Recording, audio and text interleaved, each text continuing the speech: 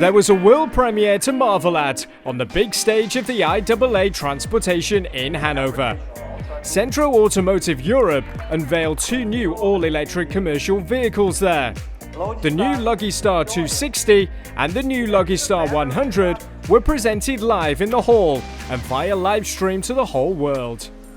A big stage for two commercial vehicles that now complete the Logistar product line. In the presence of numerous members of the press and Peter Wang, the chairman and chief executive officer of Cenntro, the two vehicles were shown in public for the first time.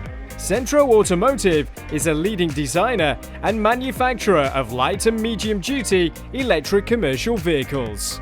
Cenntro is the company we are focused on the electrical commercial vehicle, and we started in the 2013 in the US, and now we are expanding our production line and the product line. So we are focused in the US and also for the European market.